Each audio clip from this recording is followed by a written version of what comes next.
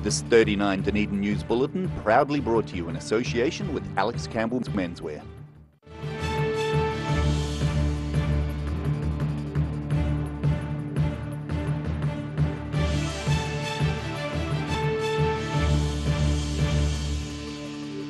Good evening, Dunedin. I'm Rebecca Dupree. Kiwis are being given a new tool in the fight against skin cancer. A phone application has been developed to provide users with real-time information about levels of ultraviolet radiation, and health professionals are hoping it helps to save lives.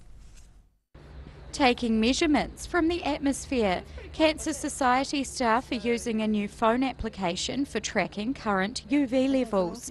It's aimed at informing users about when it's safe to be out in the sun and for how long. We need New Zealanders to be a little bit more familiar with the properties of ultraviolet radiation because we have very high rates of skin cancer in New Zealand. In fact, New Zealand and Australia have the highest rates of melanoma in the world. We have about 40% higher levels of ultraviolet radiation than similar latitudes in the Northern Hemisphere because we have very clear skies, we don't have much pollution.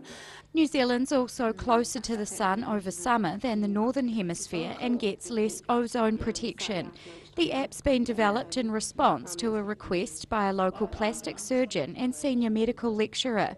NIWA scientists have been involved in making the device, which is freely available on iPhones and Androids. This is just a tool that people can use to measure, to see what the UV index forecast is for the day and hopefully take appropriate sun protection action. Covering up is recommended for UV levels of 3 or more. Radiation peaks around midday in summer but is not necessarily related to heat. On a cooler, cloudy day in summer, the UV levels can still be really, really high and people can get quite burnt. The Cancer Society's hoping the app reduces the rate of skin cancer by making people more aware of what they can't see, smell or touch. Rosie Mannins, 39, Dunedin News. The Southern District Health Board is making progress in meeting its health targets, but is still falling short in some areas. The Southern DHB's ranking has gone up in all 6 national targets specified by the Ministry of Health. That means faster cancer treatment, shorter stays in emergency departments and more immunisation. The board's cancer service delivery has increased by 10% from the last quarter. Despite its increased performance, the DHB has only reached 2 of the 6 targets. Health Minister Jonathan Coleman says the latest data shows improvements across the country in all areas. The Southern DHB is getting just over $850 million in funding this financial year. Months of hard work are paying off for Arts Centre staff with the official opening of their new premises. Formerly based in Crawford Street, the organisation now has a brighter and more accessible building in nearby Princes Street, and staff are looking forward to celebrating an important milestone in the new property. Making a new space feel like home. The former Hayward's auction rooms are now housing some different treasures, courtesy of the local mental health community. Charitable organisation Arts Centre has taken over the site after spending 10 years in a less than ideal location. We wanted to make the space more accessible. It's also because the last space we had was very big and very difficult to heat in the middle of winter, and so it became obvious that we needed to move after a few years. Arts Centre provides opportunities for people within the mental health community to work in the arts. The new space is similar in size to the former Crawford Street site, meaning there's enough room for all of the usual artistic offerings. While it's only the beginning of a new era, Smith and his colleagues are already planning big things. In our last space we had a music room that was soundproofed, and until we've got that we can't actually do a lot of the things that we used to do. And we've got a drum kit and a PA and amps and all those sorts of things. So it's a matter of having the space so that we can use those things properly. So that's a big project that we're going to be fundraising for. This year is the organisation's 30th anniversary, as it was set up when the Cherry Farm Mental Hospital was closed. The milestone and the move into a new building is giving staff a chance to reflect on the good they've done to date. It's something that has been really positive in the lives of a lot of people, and we have 30 or so people a day coming in here And so over 30 years you can imagine that that's touched the lives of a lot of people. One of the organisation's trustees has written a book to coincide with the anniversary, detailing changes over the past 30 years. Staff have been adapting to the new premises since December, but an official opening's planned for tomorrow evening. Ruby McAndrew, 39, Dunedin News. The University of Otago has again been selected to take part in a national science challenge. Local academics will be contributing to the project, which is all about solving problems that young children face. The government is putting just under $35 million into the initiative over the next decade. Crown Institute Ag Research, which has a campus near Mosgiel, is also involved. A better start is the 10th National Science Challenge to be launched out of a planned 11. Researchers will be working to address childhood obesity as well as literacy and mental health issues. Still to come on 39 Dunedin News, we'll find out why Lindsay Creek has been singled out for attention from residents, and a headline act pulls out of hullabaloo.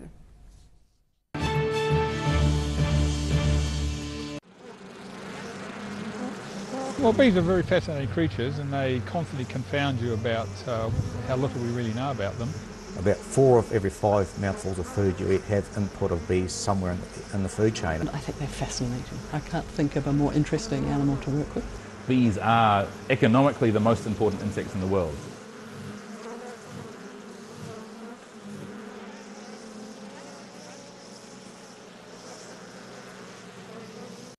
We're at Alex Campbell's. We've got far too many shirts. We've got buy one, get one free at the moment on all shirts. Business shirts, short sleeve shirts, you name it.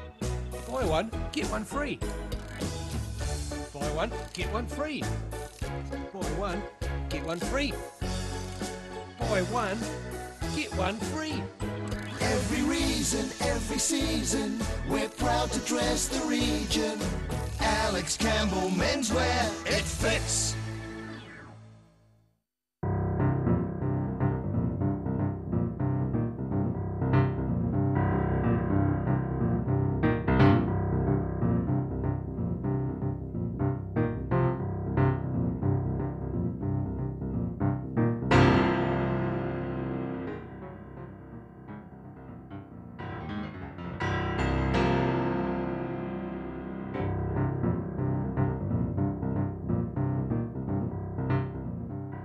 Are you looking to add a new dimension to your home? A Christie's glasshouse and shed will add value to your property and increase your gardening pleasure, and can be easily ventilated during the day.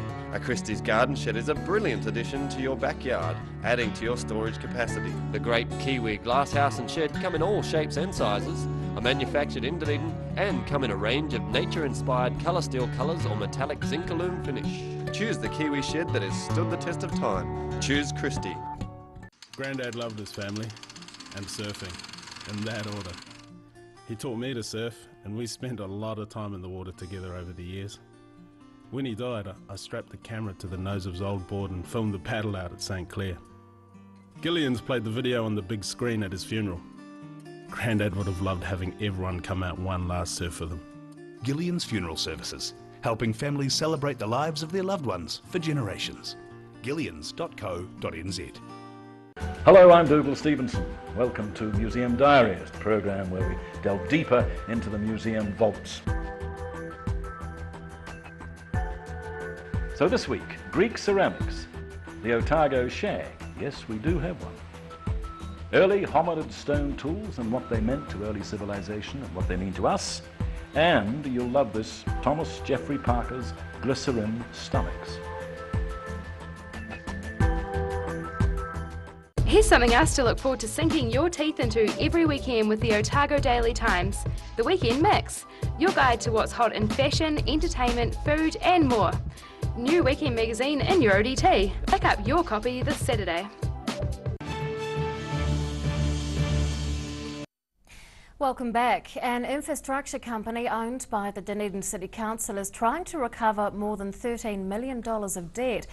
Delta is a secured creditor in relation to a stalled Christchurch subdivision, which is the subject of court action. The firm is hoping to get back about $13.3 million through a mortgagee sale of the project. Staff say the process has been held up by a long-standing dispute between the developer and neighbouring property owners. Delta's costs could end up being more than $20 million. And on that note, let's take a look at today's markets. The NZX 50 has closed the day up 36 points. It's now at 6,176. The Dow Jones is up 229 points.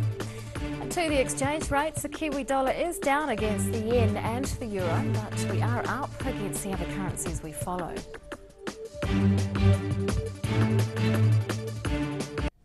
A bunch of North East Valley residents are campaigning to protect Lindsay Creek. They're concerned about the waterway being polluted, so they're launching a long-term project which kicks off with a public event next month. And group member Steve Tripp joins us to talk about it. Good evening, Steve. Good evening. What are some of your concerns about Lindsay Creek?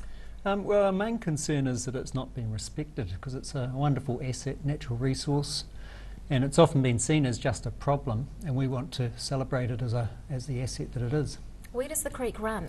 It goes from the catchment on Mount Cargill about 6 kilometres down to the gardens where it joins the Water of Leith. And how long have residents been worried about it?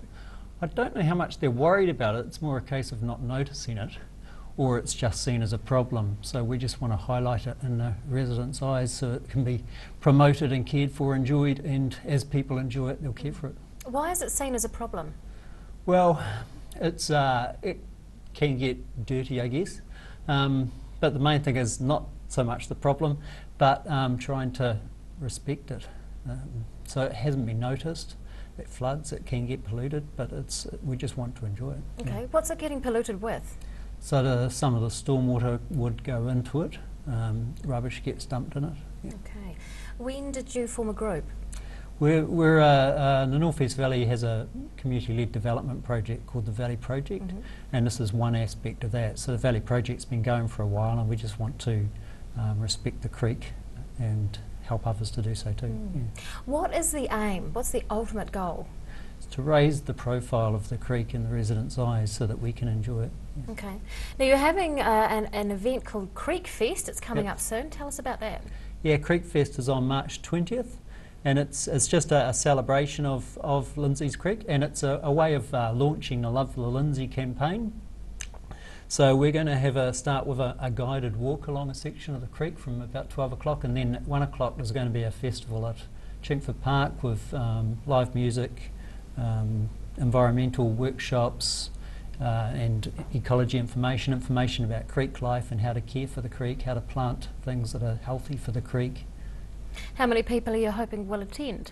300 or 400 people maybe. Yep. Sounds like a good day out. How are you hoping to protect this creek in the long run? Well, I think some of the things we want to do is just increase the access that people have to it so they can learn to appreciate it better. So maybe having more gathering spaces along the creek, seats, artwork, information about the creek available. Do you know what's going to be involved cost-wise in order to look after this creek?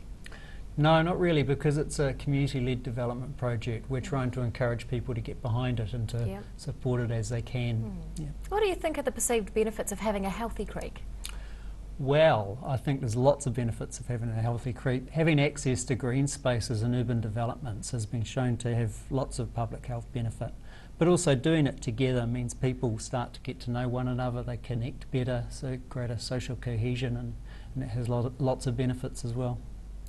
Steve Tripp, group member for Love the Lindsay, thank you so much for your time. Thank you.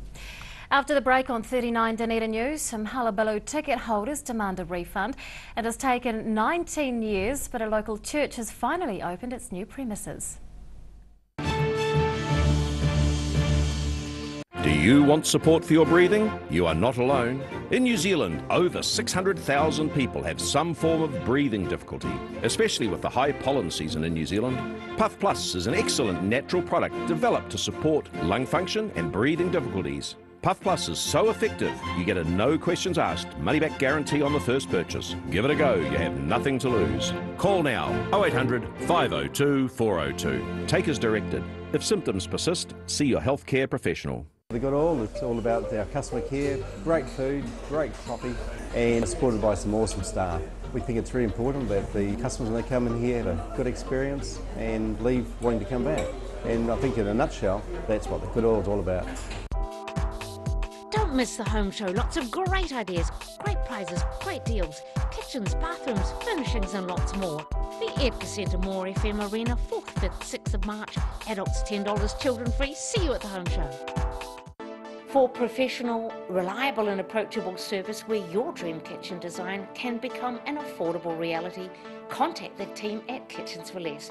Call 455 9973 or visit us online.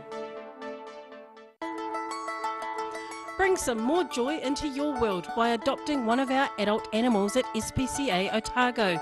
Call now on 473 8252. Please adopt a pet now, they will love you forever.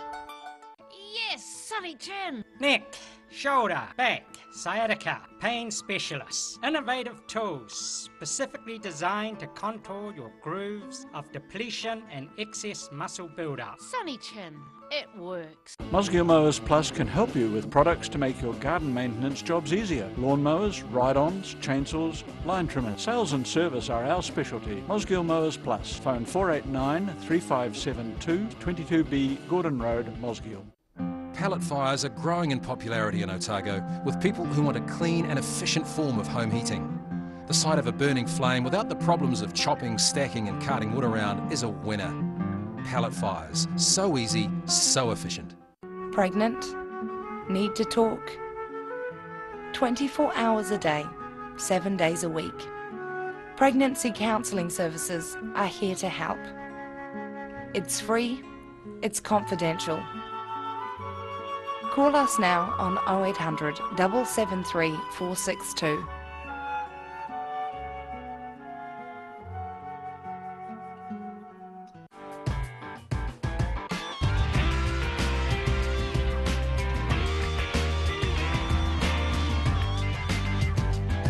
Tune in on Thursday for Motorsport Night on Dunedin Television. We at Alex Campbell's have got far too many shirts. We've got buy one, get one free at the moment on all shirts. Business shirts, short sleeve shirts, you name it. Buy one, get one free. Buy one, get one free. Buy one, get one free. Buy one, get one free.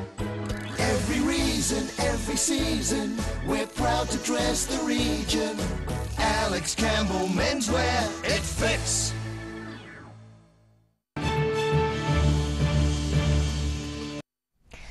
Welcome back. Thousands of first-year students are getting acquainted with one another during a yearly sporting event at Logan Park.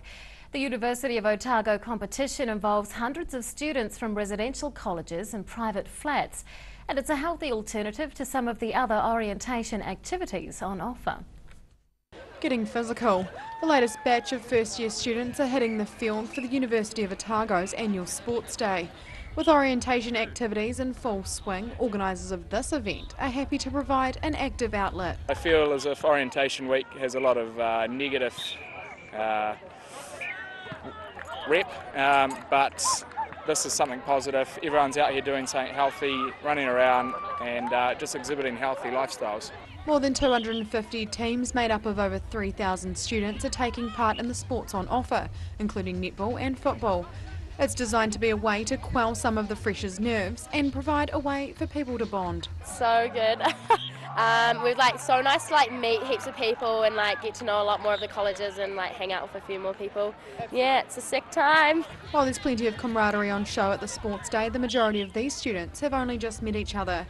But for many, it's all part of what's already a great start to tertiary life. I arrived just the other day, and so it was really kind of nerve-wracking but exciting at the same time, and getting to know people at Salmond is really cool as well. They're all really nice. It's really different to back at home, but it's really positive and everyone's getting along well. In lieu of taking to the field, many students took the opportunity to soak up some sunshine on the sideline.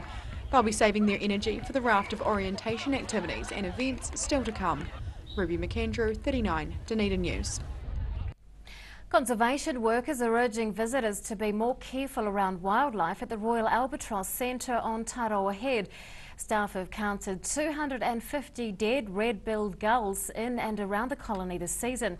Several birds were found in the visitor car park, and there are fears they're getting squashed by vehicles. Most of the dead gulls were chicks, and centre employees say there's often hundreds of birds in the car park, but young ones can't fly away in time. The local gull colony is the only one in the country where numbers aren't declining, and staff want to keep it that way. Preparations are going ahead for a large concert at the Edgar Centre this evening, despite an international headline act pulling out of the event. The Hullabaloo concert has been marketed at tertiary students and coincides with the University of Otago's Orientation Week. American rapper Exhibit was one of the main draw cards, but he'll no longer be performing. That's allegedly because of last-minute commitments in Los Angeles. Instead, he'll be replaced with New Zealand hip-hop group Homebrew Crew.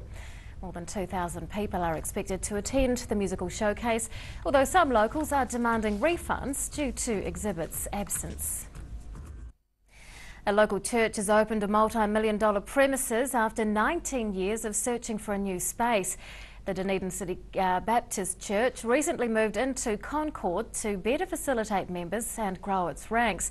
And there's more to come for the congregation. A fresh new space, years in the pipeline. These parishioners are looking through their new state-of-the-art facility, recently opened over the weekend. We have been building it for the last 2.5 years, and really excited to have opened it on Saturday. We had a big open day. Anyone from the community could come and visit, and then we had our official opening on the Sunday morning in our Sunday morning service. The church was built on a budget of nearly $4 million through fundraising, donations and grants. The building sits on 7.4 hectares of land and includes a dedicated youth area, a commercial kitchen and cafe and office space. Staff say the grand-scale facility is not just for them, but for the rest of the community too. We want to see this building used by the wider community. We really want to see that. So it's not just for our church, but we would like this building to be used by groups within the community that are looking for spaces as well. Some local churches are struggling to maintain numbers, most notably the Andersons Bay Presbyterian Parish, which has dissolved.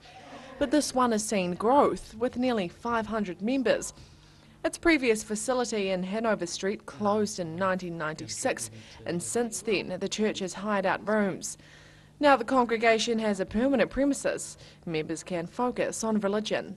In the past, we've been hiring a premise on a Sunday morning, and it really helps us to be able to reach out to the local community and the wider Dunedin community, and I guess share God's love with people. So yeah, we expect to grow, but we're here to try and serve. So. Church staff are now heading into the next phase of the construction by building an auditorium space. Annabelle Dick, 39, Dunedin News. And now recapping tonight's top stories on 39 Dunedin News. There's a new phone application for real-time levels of ultraviolet radiation, which the Cancer Society hopes will help save lives. Arts Centre staff are about to celebrate the organisation's 30th anniversary in their new, more accessible premises. And hundreds of first-year university students have been getting to know one another through a yearly sporting contest at Logan Park. And it's time now to find out what's happening in tomorrow's Otago Daily Times, and Dave Cannon's with us. Good evening. Rebecca, how are you? Good, thanks. Orientation Week is still the only show in town this week, so we're giving it plenty of coverage tomorrow, probably on the front page. You'll be disappointed Exhibit's not making it. Exactly. Well, our Homebrew Crew, though. I mean, yeah. Yep. They sound really good. Second best for you. Did you see how they spelled Exhibit? Yes. Anyway, Orientation Week. We're having a demonstration there tomorrow, and Raywoods, which is a sort of a mini supermarket type place, we're having a look at that today. They had their hearing today to build a new market out in South Dunedin, which the council planners aren't very happy about, even though it's going to bring apparently 40 jobs to the city and untold many dollars. So we'll have a look at that tomorrow. We're updating the situation with the South Dunedin Police Station, which has been closed since the flooding last year. I'm trying to get to the bottom of that. Physio Pool, we have another story about that. It's an ongoing saga. And the wash is all about red spider wasps and coincidence. Ooh. Can't tell you anymore. That's a great tease. Read on. I'll be reading that one tomorrow. Thank you, Dave. It's tomorrow's ODT. Oh, yeah. And the wash. Time now for local weather. This weather update is proudly brought to you in association with Silverhorn's Puff Plus. And here is our city view today. It's taken over windsurfer on the harbour. Around the city at 3 o'clock today, quite pleasant, 22 for the central city and 26 for both the Gardens and the Tyree. To the situation, and today's anticyclone will move away tomorrow with a mild northwest flow developing again. Cold front, something to look forward to, moving over the South Island at the end of the week. Well, to the forecast for the main towns in the lower South Island for tomorrow. Strong westerlies with rain for Invercargill and Gore, also Te Anau. Gusty westerlies in Alexandra, cloud increasing there with a high of 24. A gusty westerlies with cloud increasing for Queenstown, Wanaka and Twizel. High cloud about for Oamaru, gusty westerlies and a high of 25. In Dunedin tonight, high clouds with a low of 14. Tomorrow, more high cloud with nor'westers, although we can expect a period of strong winds come afternoon and evening with some rain possible at night, a high of 24. And on Thursday, cloudy with rain at first, clearing later on, a high of 18. And finally, to the Otago Calotte Fire's tidal and fishing information. High tide tomorrow morning is around 10 to 6. Low tide follows at 12:30. And fishing conditions look good, especially at around 2:45 in the afternoon. And that's all from the team here at 39 Dunedin News for Tuesday. We'll see you again tomorrow. Good night.